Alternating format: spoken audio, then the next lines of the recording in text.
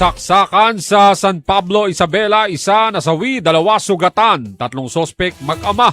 Katropa natin sa balita, JP Saking ng XFM Tugigaraw.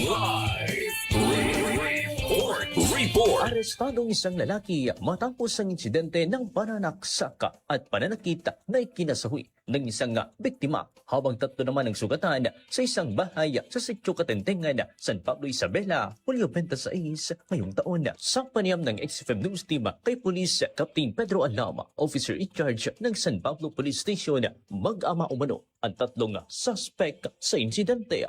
Nagsimulang kaguluhan matapos makita ni Julius Tagapan ang mga suspect na nasa loob na ng kanilang bahay. Dahil dito, nagkaroon ng komisyon at alitan sa pagitan ng dalawang grupo. Habang nagpapatuloy ang tensyon, ginising naman ng ingay sina Jeric Sibangan at Arcadio Pananga upang awatin sana ang mga nag-aaway. Hindi naman nila batid na may dalang matatalim na patalim na pala na sandata ang mga suspect.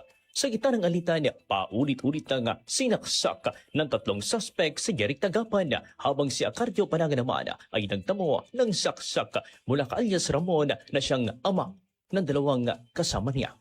Hindi rin nakaligtas si Julius Tagapan dahil inatake na rin siya ng tatlong suspect. Samantala, hindi rin ligtas si Noymer Reyes matapos paghampasin naman ng steel pipe ni alias June na anak ni Ramon.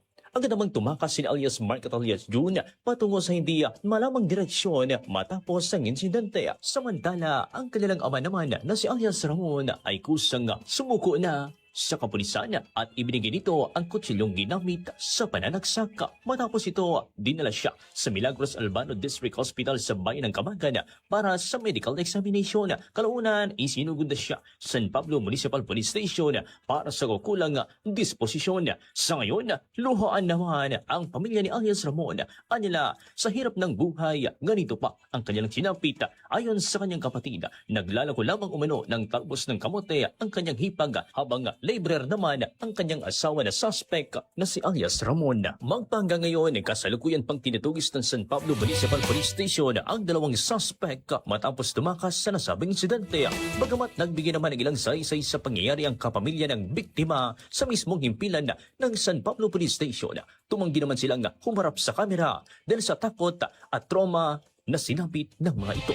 Dahil ito, mas pinigting para San Pablo Police Station ang police visibility at kampanya kontra kriminalidad upang masiguro ang seguridad at kapayapaan sa bayan ng San Pablo, Isabela. Mula sa Regional Center, Tuguegarao City, mula sa himpilan ng 95.7 XFM Tuguegarao at para sa nakakaisang Pilipino sa Pilipinas at sa buong mundo, ito si katropang JP Saking XFM. Cellphone Plus Gold, mapalit sa mga butika sa inyong lugar.